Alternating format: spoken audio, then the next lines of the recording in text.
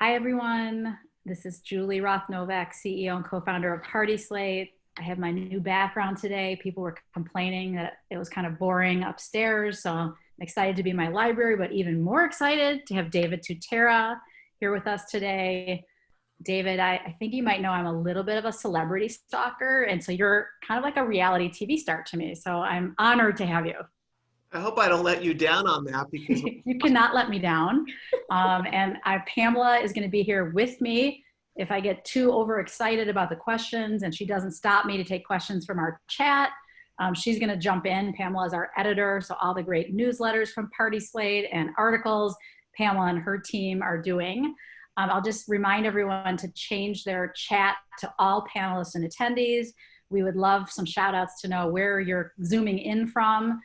Last time we had people from New Zealand and London and Mexico and all over. So, and of course, the United States, Hawaii, our first one, aloha. So excited to have people here. For those of you who don't know PartySlate, PartySlate is an amazing platform where leading event professionals can share their work, build their brand on a beautiful profile page. I will show David's later because I want to brag a little bit about your page, but also just get inspired and see new trends. So again, I'm seeing people from Florida, from San Francisco, New Jersey, even Chicago, yay. I am based here in Chicago with Pamela, as is the PartySlate headquarters.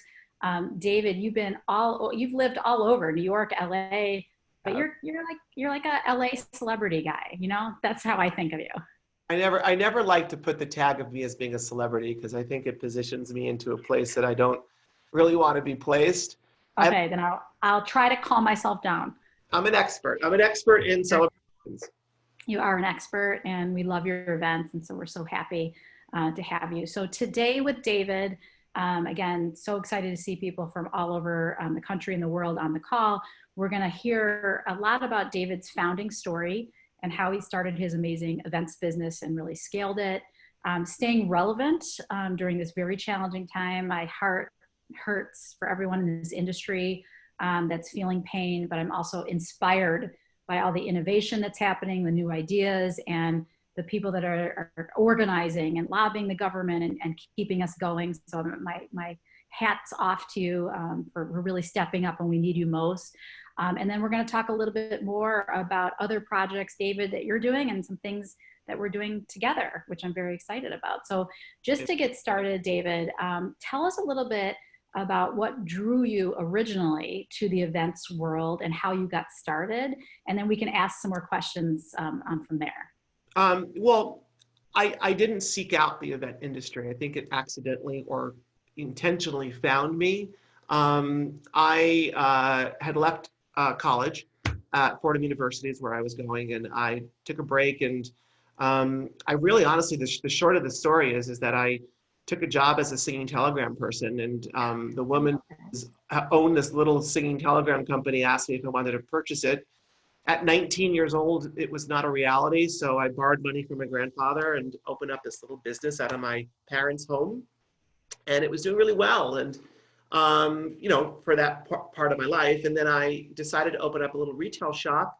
And for those of you that know Westchester County outside New York City, it was Larchmont, New York, on Palmer Avenue, and I would decorate the window differently every month. And this woman came by and really just came in and said, who did this? And, I'd like to hire you to do my son's bar mitzvah. And I said, okay, sure, great, right? So, the only problem is that I didn't even know what a bar mitzvah was, and I had never done a party before.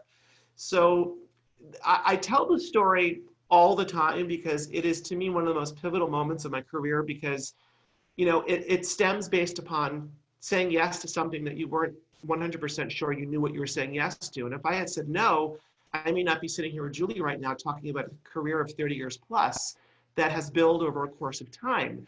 But that intro into the industry was sort of the beginning of my career, literally. And, I was just working on writing a new book. And one of the chapters, I can't use the full term of the chapter, but it's called Billionaire Bees. And the billionaire women that had hired me from coming out of that first event was simply because geographically I lived outside of New York City, and I began to create this reputation after 3 or 4 years. And all the billionaire women started to hire me to do their weddings and bar mitzvahs and charitable events. And I learned from all of them how to elevate the level of expertise that I had no education in. Yeah. You know, I didn't know what a charger plate was. I didn't know the legit way of setting a stunning table for a black tie event. And I took those years, those formative years of my career, learning from people who were hiring me to do projects that I really wasn't quite sure how to execute. Mhm. So self-taught, listening, and crafting what I knew I was really good at, which was listening to the consumer, listening to the client, and really understanding that I guess I really was beginning to understand I had creativity and Yes. that I could put together these events. And that's sort of how I built my business. But, it catapulted into many different levels based upon choices that I had made. And what were you more drawn to, the planning or both, the planning, the creativity, the inspiration? I know there's a lot of kind of gray line between the role of the event planner and the event designer, and some are combined. In those early days, what did you lean towards when you first started? Well, in the very beginning, the first 10 years of my career, a little bit less perhaps, I was strictly just doing decor. Yeah. And I come from a floral background. My grandfather owned a very successful flower shop, so I learned from him. Yeah. And what I had learned from him was how to, basically create a profitable business with perishable items. Yeah. And for 10 years or less, I was working for clients, and also at the back end of that portion of those 10 years, I started to get called upon from the very big party planners in New York City. Yes. Like the grand dames of wedding planning or event planning in New York. And they became really important to me because they brought me clientele also that I not necessarily would have had to design their events. Yes. Then at that moment, I realized, paying very close attention, that I had really great organizational skills. And Yes. I realized that, and I say this with complete honesty, for those of you that don't know me, I'm one of the most honest people you'll ever come across, to a fault. I realized that a lot of these planners that had incredibly big careers, at least to me they did, that they didn't necessarily execute the best jobs. Mm-hmm. And were not as prepared as I would have expected them to be. So I made a conscious decision that I wanted to also be a planner. Yes. I spent enough time watching and listening and paying attention to what they did right or wrong. And I decided to now split my company into design and into planning. And Yeah. Here we are today, Julie, where planning is predominantly what we do here. And we do also do design as well. Actually, we do both for our clients. Yes. And so, yeah, it's interesting because some people I hear from, like on PartySlate, for example, we have a separate category for event planners and event designers, decor and floral, but they do oftentimes blend together. And we, celebrate people that either have their expertise or do it together. There's no one right or wrong way to do it. I think the key is just making sure the client's vision and how you can bring that vision to life really happens. So I think it's great.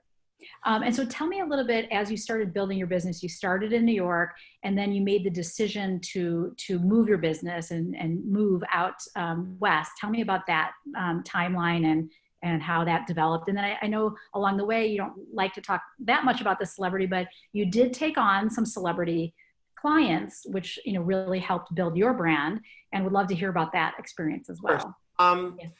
I don't mind talking about celebrities whatsoever, and we could do a whole. I could talk the whole time about that. No, I'm joking. We could do the last interview of my career talking about celebrities. Okay. I'll never have a job again, but Yeah. But it's fascinating. But when I started the business in Westchester County, I stayed in Westchester County. I kept my feet in the ground in the roots that I was comfortable with. I did not stand immediately into planning and designing into New York City. That I wasn't ready for that, even though I was just 26 miles north of it. And I migrated into Washington, D.C. It seemed a little safer for me, and it was a decision that I had made based upon my cousin who lives there, and we had this conversation about trying to get some events. And ironically, the social secretary of the Clinton administration tapped into me because they had heard my name, and I wound up doing for several consecutive years, because she had moved from social secretary of the Clintons to the head of the John F. Kennedy Center for Performing Arts. And I was introduced to doing these, 1,500, 2,000 person galas. And I was hired for several years to do them. And it became an entree into now the Washington, D.C. community. Yes. Embraced me significantly. And I realized that I needed to start to tackle geographical locations. I was now known in New York a little bit, but not in New York City predominantly. Then I hit DC, and then I migrated south to Atlanta. And then I went to Atlanta and worked within the community of the upper echelon clientele in Atlanta. Yes. I went to Los Angeles. I was scared to death of Los Angeles. Yes. I flew out there to consider it. I looked around. I thought, oh my God, there's like 1 trillion people in the industry in LA. So came back to the East Coast. And then I eventually opened up a really, wonderful company in the heart of New York City on Fashion Avenue. And we were cranking it out. I mean, we were, at one time we were the in-house floral and event company for the Plaza Hotel, for the Pierre Hotel, the Ritz-Carlton, the Plaza Avenue. And then I opened up flower shops, but that all came crashing and tumbling because we took on too much. Yeah. I should say we, there's no plural. It's I took on too much and realized that I have to go to the roots of what I want to do and not try to do everything to maintain 65 employees. So you live and you learn as you grow. Yeah. And where we are today is so much different than where we were 10 years ago. Where we are today is much more profitable on a smaller capacity because we do larger events globally. Yes.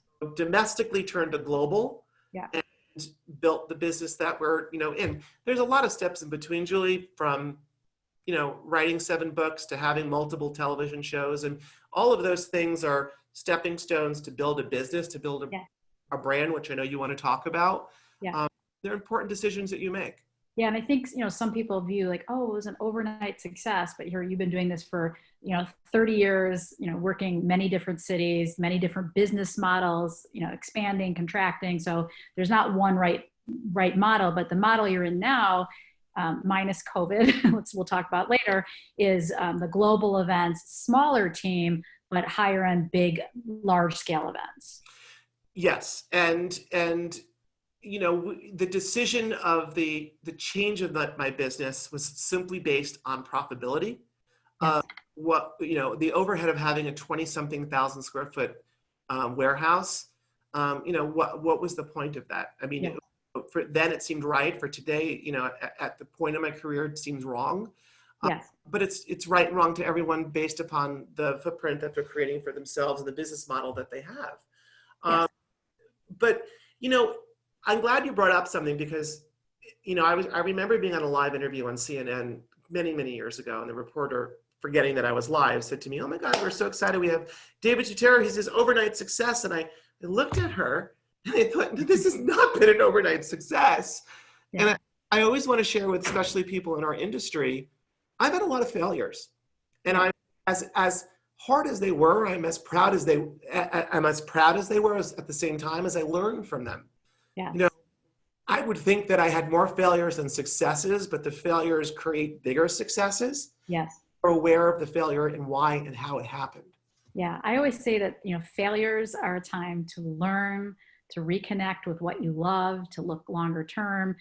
Many people have talked about, oh, PartySlate came out of nowhere, we've been around for 5 years. I've been thinking and planning PartySlate for 10 plus years, in my head and business plans and dreaming out loud to people. And, it is hard work. And I always think of myself, oh, they're doing all these things, the 50 rejections I got from venture capitalists, and be honest, crying in the car after each rejection, not each one, maybe 2 or 3, and then picking myself up and saying their loss and moving on to the next one. So I do think learning from your failures and from your, I don't even want to say failures, but from not getting success right away. If you're passionate about what you're doing and your vision, you will be successful. You just got to keep going. And the people that stop after try 7, you might have tried 8, could have been the one for you. So I really admire that you've learned from some of the things that you've done in the past and created something that, is really, again, profitable, successful, and you so clearly enjoy. I follow you on social media,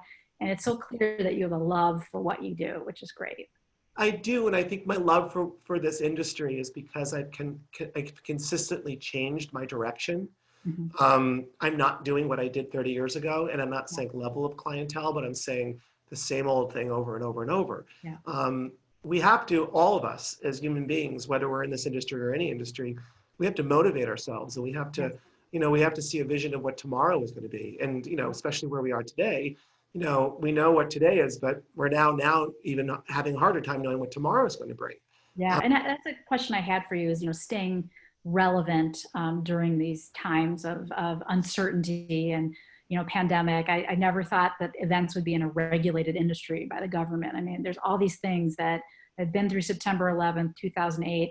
This is, new territory, and I'm really proud of my team, how they've stepped up to the plate in a big way. We're trying to add value through digital education every week and do whatever we can. You've been doing some great things during this time. Tell us a little bit about some of the things you're doing to stay relevant and connected with your community. Thank you. Thank you for asking that question, because it has been a priority of mine since the very beginning of COVID. And, we are an industry that's based upon bringing people together, and we are now told we can't bring people together, which is obviously a smart decision, right? For the safety of everyone across the country. And for those watching right now, please wear masks. That's all I'm asking over and over. It's got nothing to do other than let's getting out of this. So please wear them. Yes. But the importance of being present in the community of our event industry. What I've done is, and thanks to my team and Lisa, who's part of our team, has really positioned me to have moments with you, Julie, like today and in the past, and doing so many Zoom calls and so many speaking appearances through video, and letting people know that as a community, none of us have the exact answer right now. Our government doesn't, our country doesn't, and we certainly have to figure this out, of course, down the road. But the reality is that not only do we have to pivot, and not only do we have to understand that we have to look at the future very differently. What we knew is what was. What we don't know is what we can create.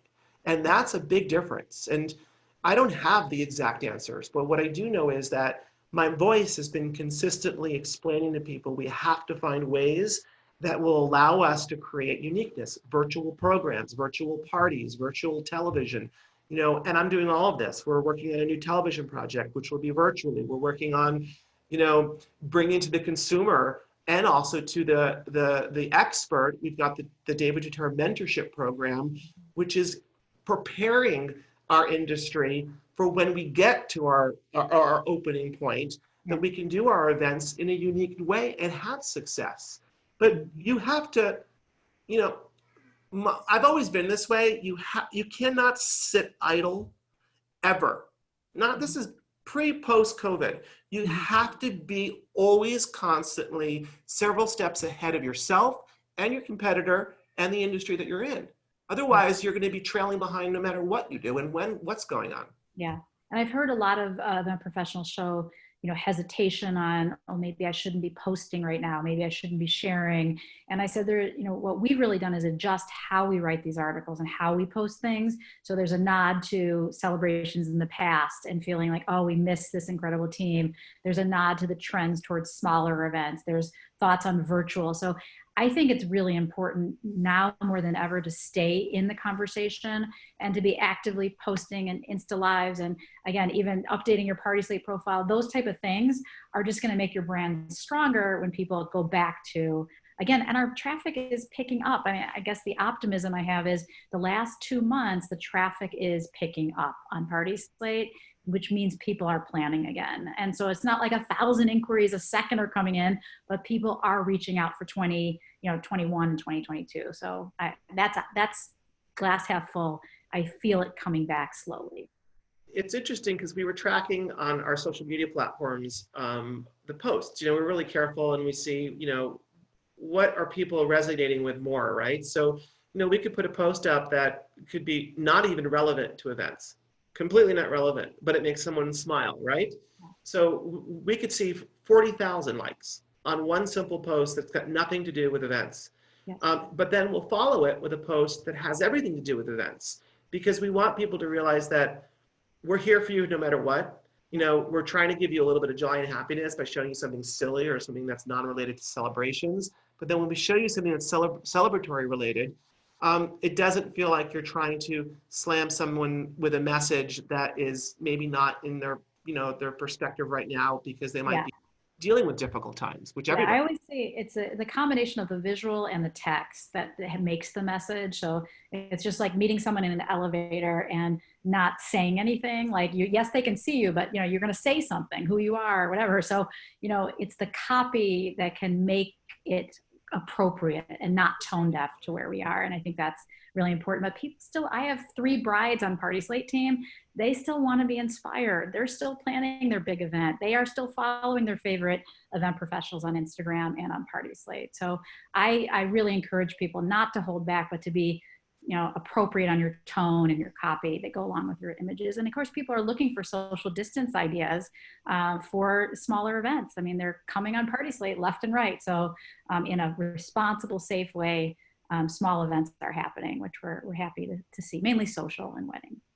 We started, I think at the very beginning, we started dinners with David.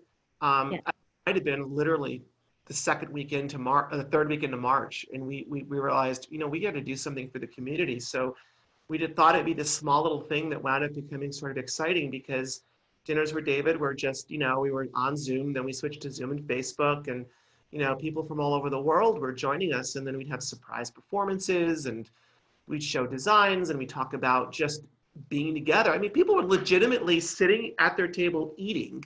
Yes, I did it once. I even put makeup and jewelry on. Yeah. Dressed. We stopped for the past couple of weeks, but we're looking at doing a really, really cool one here at our house outside to create something really interesting and to, again, create a reason to connect. Yes. I think we're humans. We need to connect. And I know I just miss being with people and any type of connection. I know we have some Zoom fatigue, but these special dinner parties and interactivity and, adding the entertainment, I really think people appreciate it. And you are staying relevant, which is great. And I think if that's the biggest message I can give to people is to, I said, don't stand idle, but also don't step into the shadow, is to be relevant, is probably your biggest asset right now. To use for when you're ready to meet with a client, or when a client is ready to sign a contract. Trust me, we are human beings, as Julie said. Events aren't going to disappear. It's going to take a while, but they're not going to go away. If anything, I was talking to a couple business people about 2 weeks ago, and they said, when it comes back at the point where we were, it's going to be even bigger. Yes. Because people will have missed it even more. Yeah, I really believe that. And I know how resilient this industry is, and it hurts right now. And, I keep hearing about people on social media that are in pain. And again, I feel for you, but I do think that in the next 6 to 12 months, we're going to see some amazing, amazing progress in treatment and vaccine, and we'll be able to celebrate again. And so that was another question I was going to ask you about, and then I'll go back on the brands and retail agreements. We do have a Celebrate Soon campaign, talk about staying relevant, that's been very popular on Instagram. So, we're just inviting people to share what they're excited to celebrate soon, or thinking backward sentimentally at an event that you did with someone. So I'm just curious, from your perspective, what milestones or things are you looking forward to celebrate soon when it's safe? Well, I promised our daughter Cielo and our daughter Gracie that both of their birthdays have fallen into this weird world, that we're going to do a really great birthday party for them. They're several years apart and different times of the year, but we talk about it consistently, especially our 7-year-olds. And I want Cielo to sit and plan. We do design boards with her, and she's excited about when this birthday party is going to happen. I mean, she might be, a year older, but the point is that we want to give her the excitement. And we love, Joey and my husband and I love to throw parties for our friends and family. Yes.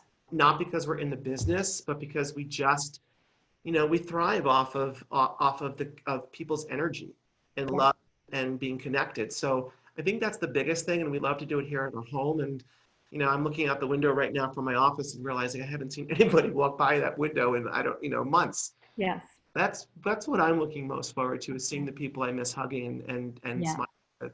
Yeah, I'm like a hugger that even when I meet people right away, and it's just so different. I'm like, maybe we're going to move to like bows or something. I don't know. And I don't really love the elbow bump that much. So, but I do miss, Boy, I'm like, it's just not me. it's not me either.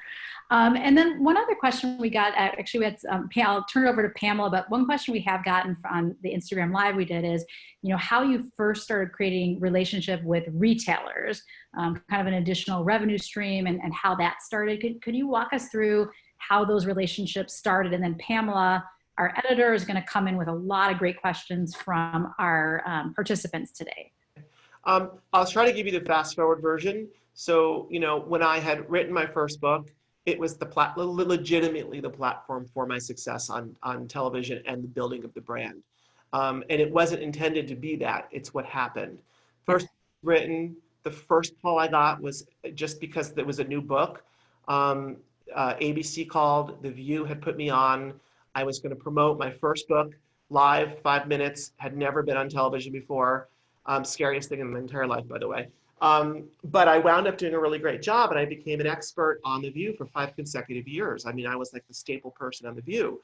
And that built a platform for me to then have the executive producer of The View say to me on commercial break, I want to create a television show for you. And he built that out of it's called he built that out of doing a sizzle on ABC and then aired it during The View. And then that sort of got the Discovery Channel interested in having a television show with me. So everything kind of just was sort of step by step, and it wasn't an overnight success. It was a process. And then that turned into a career on TV, which has been 17 consecutive years on television for multiple shows on multiple networks. And about 10 years ago, maybe a little bit longer, we all collectively realized there's a platform. So when you have a platform, now you have the ability to create a potential brand. Yes. Brands are incredibly difficult to, it's a oversaturated business, but it's incredibly difficult to keep a business as a brand alive unless you're reinventing yourself constantly. So the relationship started first with the manufacturers. We have relationships with manufacturers who've come to us and said, we want to produce your candle line or your crafting line or your jewelry line or your shoe line, et cetera, et cetera. And then that gets sold into retailers. Retailers either are looking for someone like myself or someone else, or we have to bring it and educate them who we are. Yes. And brands happen. You can have a product line for 10 years. You can have it for 6 months and it bombs. You just don't know the consumer and the retailer. And we still have a brand which consistently flows through different retail chains. And the beauty of a brand is that it's a lot of hard work, but it's a flow of income that comes without you having to, do an event as hard as you work. Or right. It's more scalable. It's hard to be successful at it, but it's more scalable in that they can manufacture thousands of it. They can sell through without you having to do the work. Yeah. So what has been your most successful, or what you love the most, retail connection or brand connection? It's interesting because as a person that creates parties for people, you have no connection to the consumer that's buying the product. Right? Yes. It's like the complete opposite of what I love. Not the most successful, but the most exciting part of the brand process is the very beginning when I'm designing the product. Yeah. I legitimately design my events, and I legitimately sit and render my designs for fashion and for products that I'm doing to be considered by a retailer / manufacturer. So that's my favorite part because it still feels connected to doing a party. But then once it's on the shelves, I don't get to meet someone buying something that's on the shelf. I don't know if they liked it. I don't know if they're buying tons. It's interesting. Yeah. And Pamela, I didn't mean to cut you off, but I know we have a lot of questions from. That's all right. I was gonna kind of get in while we were still talking about COVID, but okay. Let's start, since you're kind of talking about beginnings and evolution. We do have some questions about getting started, and so a new event planner is asking, like, how do you stand out as a new planner in the industry, and what advice you might have around that? It's a great question, Pamela. And I think that, the industry that we're in, and let's remove for the equation right now, COVID. I think it's impossible to answer these questions with the world that we're in at this very present moment. So I'm going to answer it as if it doesn't exist. Standing out is probably the most important thing we all can do in any career. And even when you walk in a room, you want to stand out some way, somehow, without being obnoxious, of course. So, for me, we just started the David Tutera mentorship program, which came out of all of this over the past several months. And it's a place for people to follow me for a year and be mentored by me on how to run a business, how to start a business, how to stay with longevity in the industry as well. And I'm really proud of that because it takes all of my intel that I've had, great, bad, and all in between, for people to have better success even quicker. But you want to stand out by simply showing your authenticity, by being the best version of who you are, and by making sure that you're not falling into the oversaturated crowd of our industry. Because when I started 30 years ago, it was nowhere near as competitive as it is today.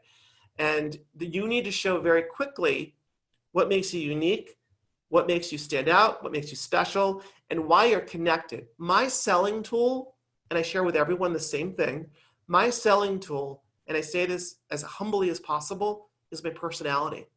I think there are a lot more people more talented than I am, but people hire me because I legitimately care about making their celebration spectacular, emotional, and memorable.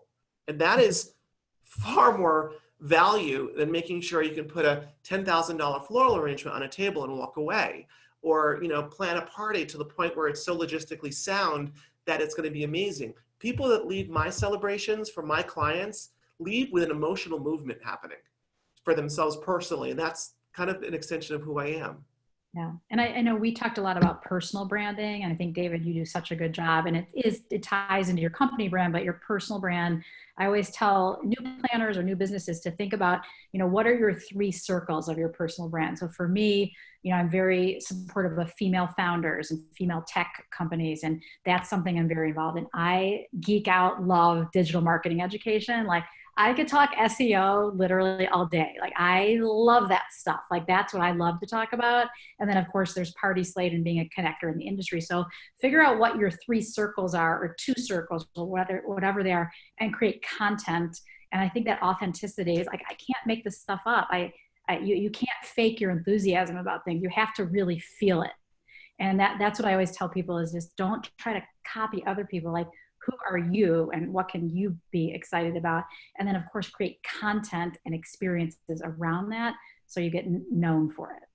You brought up a very simple 4-letter word that I think is just, one that is always a concern of mine, is that the word copy is unfortunately done far too much in this industry, but in all industries, there's a lot of copying going on. And, consumers right now, thank you to PartySlate, by the way, because consumers right now are much more educated on what they want and what they see. So now, as an expert in the industry, you have to step your game up, because consumers are much more knowledgeable between PartySlate and other social platforms, and I'm grateful for that, because it forces us as experts to do a better job at what we do, as opposed to getting super comfortable and laid back.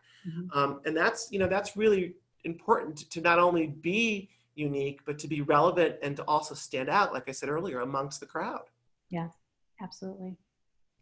I love that. So related, we have someone asking about re-entering the field after having been gone for a little over a year with a medical issue, now coming back and explaining that absence and how to bridge that gap with clients. I don't know the person, so I really can't speak to much of the details of the absentee of it all, but I do think that you can have some interesting ties to this by saying, I'm back, and saying, I haven't left you, but now I'm back with a vengeance, or, you're pumped with more energy and more creativity. Sometimes we don't need to explain everything, but we need to lead with positivity. So I think a positive re-entry can be actually really useful for repositioning your business or brand. Yeah, Yeah, and I tell people all the time, even if it's events that were done 5 years ago, 8 years ago, maybe not 30 years ago, but these events are still relevant. And you can post on PartySlate on Instagram, remembering past events. And even if you haven't done an event in 2 years, you have to remember a lot of people don't know you were gone, especially the new people. And so I do think you can use the body of work you had before to really get re-energized about content sharing. And I see so many people saying happy anniversary to old clients. That's a smart way to get your content up there with giving a shout out to a past event. So I know that you can come back stronger than ever. I'm confident. Yeah, I'll add to that and say a lot of times we'll pick events for editorial and without realizing that it was done a few years ago. If it's a classic, good design, a beautiful event, it's timeless. And so yeah, it will continue to get that notice. I agree. Okay, so then fast forwarding a little bit to your discussion about brands and your retail experiences, we have a question. Have there been instances where you've turned away business due to it not aligning with your brand? Have you stopped in your tracks when making a partnership and decided not to do it? Talking about brand as in a product placement, or are we talking brand as in the consumer-based client for a party? The retailing, those brand relationships that you have. We have to be brand decisions are incredibly important. I mean, it's you have to think about where the product is being placed, the price point that the product is being priced at in the retailer that it's at. And you also have to have solid discussions on what the marketing plan is, what the advertising plan is. So you're not just thrown on a shelf and then you disappear and then you wind up failing. It is probably one of the most confusing / detailed / processes to go through to, because there's separate silos in retail. So there are all of these different, just like in networks for television, all of these people are not necessarily all working together. So you're almost overseeing this mashed up puzzle that hasn't never been put together, and it may never get completed, but our job is to hopefully see a completed puzzle for the success of the brand. It's hard. It's very, very difficult. So speaking of tough things, we actually have multiple questions about challenges that you faced. So sorry, I'm like losing my voice in the middle of this. So early on challenges, but then also currently, like what are some of the most challenging things you've faced and how have you overcome them? Is there some advice that you can offer? There's some, I can do a whole webinar on challenges, and I would love to actually. But in the beginning, my challenges were that I was young and no one knew who I was, right? So that's challenge number one. I overcame that challenge, as we kind of earlier spoke about. Then the second challenge in my career came when the second really sort of staggering challenge was when I became really successful in one of my shows on television. I automatically, like, the clients just shut off. They disappeared. Because my clients, again, were super, super big, wealthy people. And they're, and I was like, what just happened? I'm like super successful on television, but now why does nobody want to hire me to do their parties?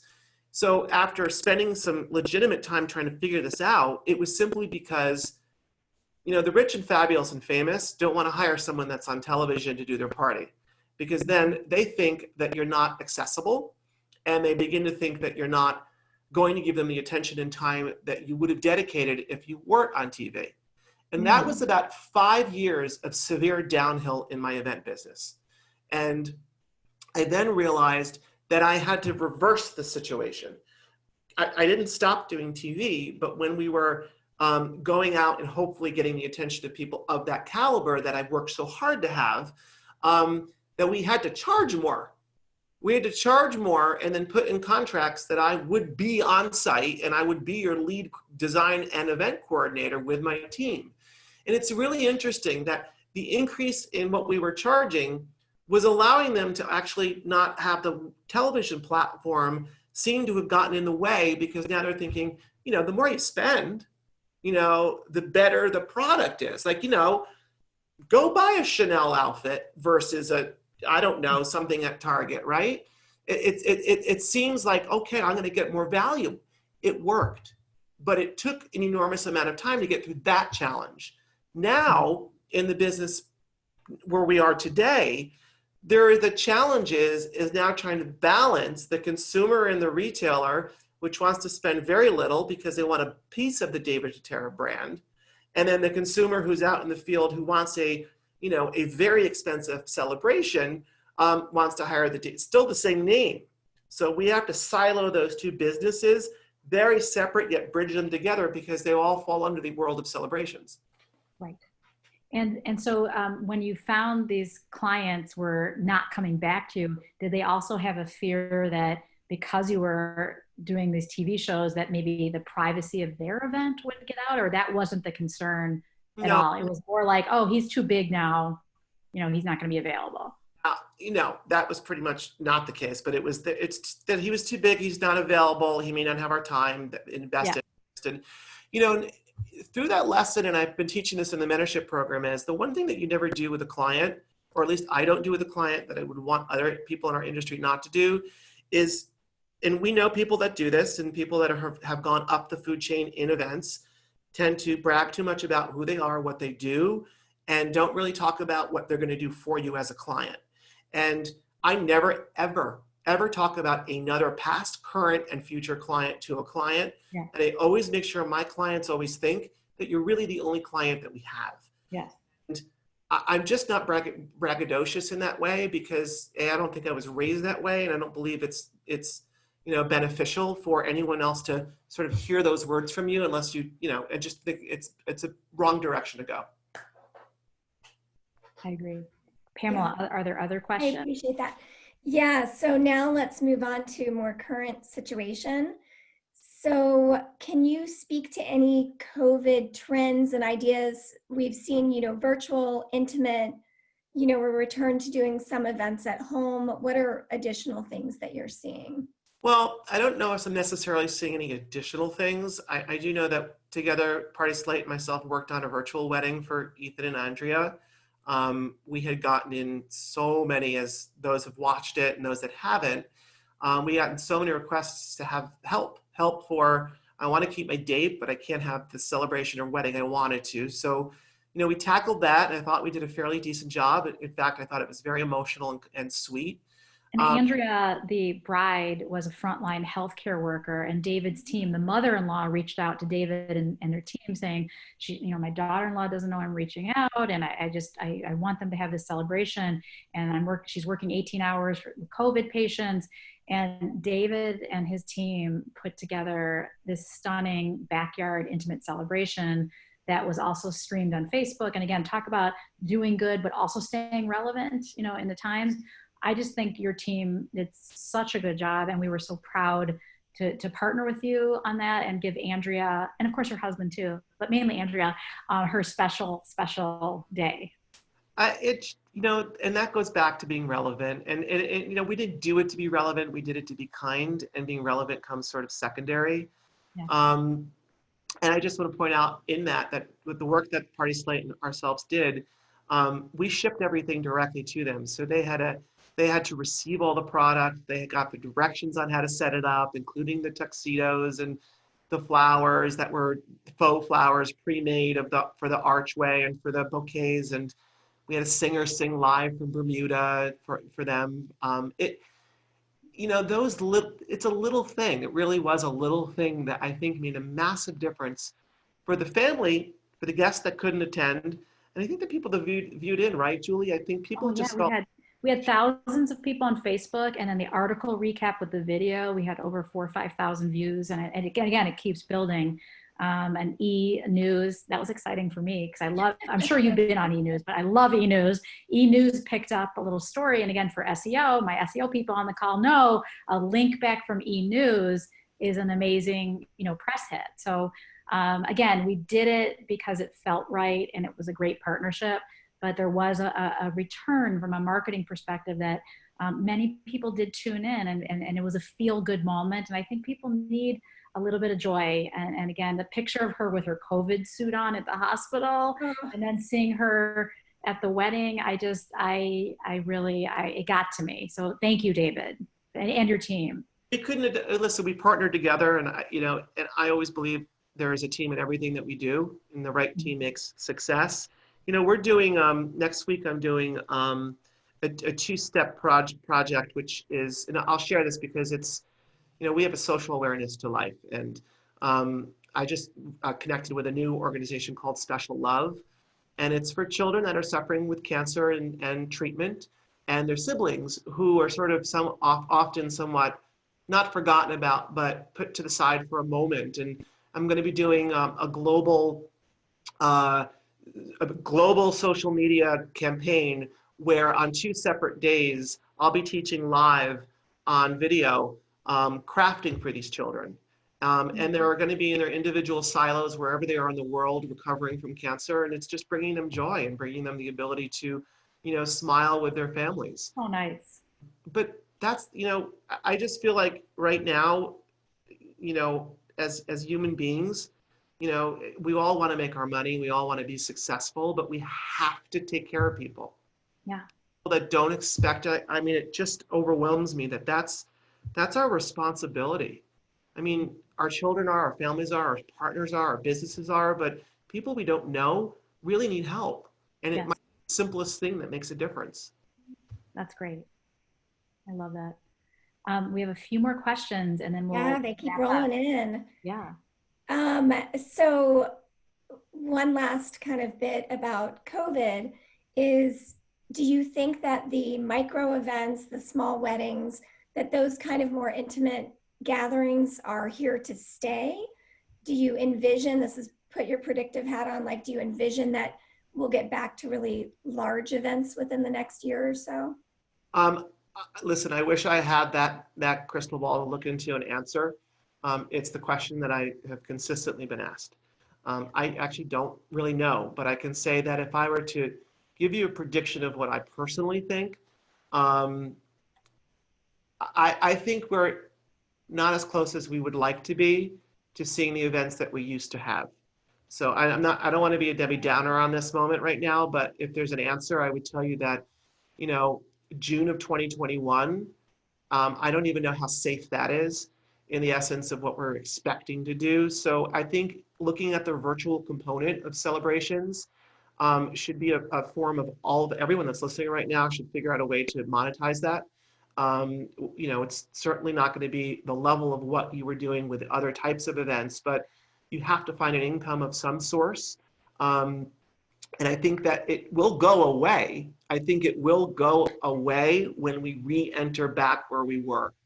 But I don't know that space of time. So let's just assume we're 12 months away, let's say. So you have 12 months of selling virtual celebrations right now. And we agree on the virtual side. Every 4 weeks, we are doing a webinar on virtual events. We just did one, had an incredible panel last week. And then we did one with Tom Kehoe, who I know we're talking with their Black Oak Productions and doing the hybrid events.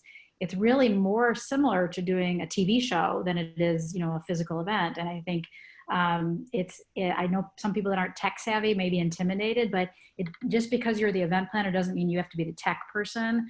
It still needs a vision, a purpose, a hook, an experience. And I know people have that capability to recreate themselves and add value for virtual events. And again, not forever, but I think the next year, they're going to be a part of our lives, definitely. Great. And I think Pamela and Julie and everyone listening, the relationships that all of us have created with videographers and photographers, this is the time to nurture those relationships stronger. Tap into who you love. And talk about how you can create a 2-minute reel that can go up on your site to showcase your work and also to post on social platforms to give you more awareness. I mean, this is the time, you've got the time. Yes. We've done, I can't tell you how many with Victoria and Jacob that we have created that are breathtaking, literally rip your moment out moments that about parties that we've already done. And then it's about recreating either things you've done in the past with motion graphics and video. And again, I'm going to do a little bit of bragging right now, and then Pamela, you can ask some last minute questions, but I do want to do a little bragging on your profile page, and also some of the work can you see my screen, everyone? Yes. On PartySlate, I think our tech and product team does better working at home because we're not bugging them as much. So every 2 weeks, they've been launching incredible new sections of PartySlate. So our virtual events guide page just went live. So anytime you're looking for event planners, or you yourself are offering virtual as a service, AV technology, virtual experiences, all this great content that Pamela and team, your ultimate virtual event checklist. We're including a lot of our premium members in this content. So there's so much great work that our team is doing because we're not bugging them about all the changes we want. And then also I'll just say David, on your profile page, which is absolutely stunning, we added our video gallery about 9 months ago or so. And literally, in addition to your beautiful real events that you have here, we also have a capability to put all of those YouTube videos that you have live or Vimeo with a really easy, my Wi-Fi is bad, so it's not connecting, but to add all these videos, it's great for SEO. It's incredible way for people to get to know you better. And I know you have those videos already, so it's easy to link. And then you can also show off your incredible network of event professionals. Everyone you've credited can be on your profile page automatically, or anyone that's credited you. So for example, any of the photographers, I know we talked about Victoria, anyone you've been working with will show up automatically. So we're just trying to provide an easy digital marketing in a box way to create a beautiful, beautiful, inspirational sharing platform. So we have a lot more coming, but I just want to thank you, David, for number one, your partnership. We also have some exciting conversations in the works about potentially doing a mini digital TV show together to really celebrate all the great events that are in the world. And I like to kind of think of it as like an after the show recap. I've always wanted to have my own show. So when you suggested this, I'm like, yes, this is like a dream come true, to think about all the new ideas and innovations that are happening, even around social distance events, around virtual events. I'm excited to explore this partnership with you, David. So thank you for suggesting it. And you kind of made my year about this project. It's, and I don't do this often, but it's great to, meet someone. Julie and I have been working together for a short period of time, but, I've known PartySlate for long enough to have sort of want to hit myself in the head for not have reached out sooner. But I was stalking you, David, so I give myself credit. And now we're going to do stuff together. But when you see what Julie and I are going to do, it's incredibly important, because today we were serious, I think a little serious, but when we do our project together, we want to soften the environment. We want people to remind ourselves that what we do is amazing. What we do is celebratory. What we do is supposed to be, obviously 100% positive. And I think we're all dragging ourselves, including myself. It's like we're walking through quicksand with 2 cement boots. And I want the time that you spend in the future with myself and Julie to feel as if we're walking with balloons attached to us. Mm-hmm. And we're feeling lighter, even if it's just for a moment. And yeah. If that's something that Julie and I can do for you, then we've done our job. We've given you the education, we've given you the direction, but we're giving you the hope and the excitement for what we believe is really important, which is living life and celebrating it. Yeah, and there are so many new events out there that are even happening safely today. I saw a beautiful LA bar mitzvah where the dance floor was out on the street, social distance with 15 kids. I see these celebrations happening in small ways, and I know they're going to be getting bigger and bigger over the next year, but we want everyone to stay inspired, to stay new ideas. We'll be reviewing things that come onto PartySlate, new work that you post to your profile page, and it's going to be really fun. So I'm really excited to flesh this out over the next couple of weeks with you. Can't wait. And I know we have 6 minutes left, and I know there's a lot more questions. Yeah. Is there 1 or 2 more questions? Or David, I don't know if there's any last word. I could stay on answer questions until I'm blue in the face. I just keep looking at myself with my terrible long hair and gray hair from COVID. I think I like the longer hair. I was just going to say I like it. Yeah. And I want you guys to know my new background, because I have gotten complaints that my background was not up to PartySlate style upstairs. I have my original Mac here from 8th grade. And that's when I fell in love with computers. And that ages me a little because that's the computer I had in 8th grade. And some of you are like, what is that thing? It's like the original Mac.